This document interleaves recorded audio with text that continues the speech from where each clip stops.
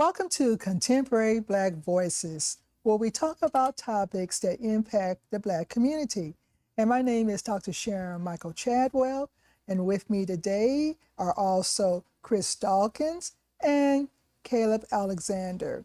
Got an interesting topic here from a person, I'm just going to be honest for transparency purposes, is a family member.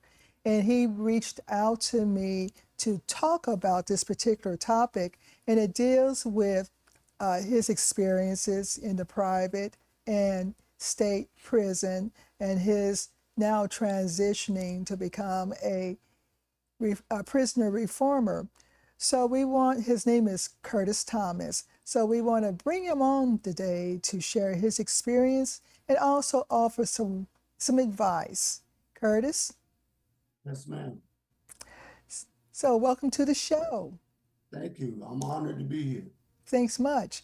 Now, when you and I talked, I learned a lot from you because I had a different idea of what the private prison was like, but you shared some different experiences. So I got a couple of questions. One, what was your life like in the private prison and the state prison? And then what type of relationships did you build? Well, in the different parts of the private prison and the state prison, the private prison is a bunch of investors and they all get their money together, and that's the part of their investment. And state prison is funded by the state. So for me, going from state prison to private prison, the private prisons were actually a little better than state prisons, because state prison is funded by, the state, by the government. So if it's their budget, and if, the state doesn't meet the budget, then at that point, the prison is filled the effect. So there's a big difference between the state prison and private prisons. So when you were talking about the private prisons, you were talking about in terms of what types of services they offer, just the overall daily living environment is a lot different than than the state prison. So can you elaborate a bit more on that? Okay, I'll give you a good elaboration. State prison doesn't have air conditioning. Private prisons are mostly on the inside. The private prison that I went to was the CCA of America. It actually, it had funding there. They had programs there. But as on my way, I was getting ready to leave, they was taking a lot of the programs out because of funding, because they still get funded for the programs. So private prisons, though they had a lot of, programs when I first kind of went there, but when I left there, a lot of the programs was being taken away. So that's the difference between the private prison and the state prison. Okay. And then what type of relationships were you able to build during those two experiences? Well, the relationships that I built, I hung around I tried to hang around good people. Um, you know, the way I did my time was just stay away from negativity as much as possible. And that's what I did. And I hung around, some good solid guys, that gave me the knowledge, to be able to adapt to prison life. So I was schooled by the older inmates, as you would rather say, and that's how I built my relationships in prison. I just Okay. stayed away from the negativity. Okay. Chris, you have a question? I got a lot of questions.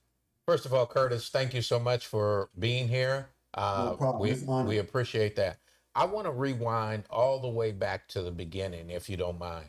The beginning is what took you to prison, What state are you in? And what took you from either private prison to state prison or vice versa? Okay, the beginning, or I could write a book on the beginning.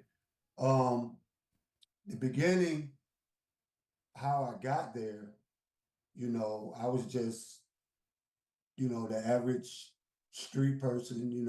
I seen things. How You old were know, you?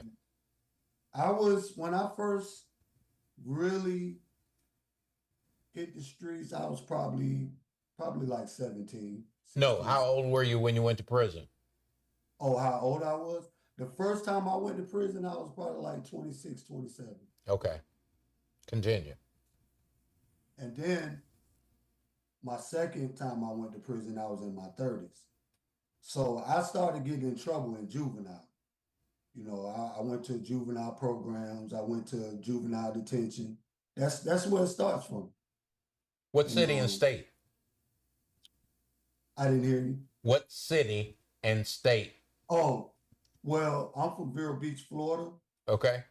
and the detention center when I was younger was in Fort Pierce, Florida, and I've also went to programs throughout the state of Florida through my juvenile stage. Okay. So tell me about, as a young black man, what was it that led you to the streets? The excitement, the the it was always something going on. I was it was just the excitement, the flash, the of course the money, um, just the flash of it, the lifestyle, and that's what attracted me. So You what would know, you say to a young guy that, or what would you say to your 17-year-old self? oh man. Well, I would say to my 17-year self, it's all a hype. It's what? It's all hype. It ain't Okay. what you think it is. Um, yeah, if I can go back and change, I can change a lot of things. But yeah, it's a lot of hype, dealing with the streets. And I think that's what the young guys now, that's what they gravitate to as well. Hey, Curtis, tell you what, we're going to stick a pin in that. We're going to take a break and we'll be right back. Okay.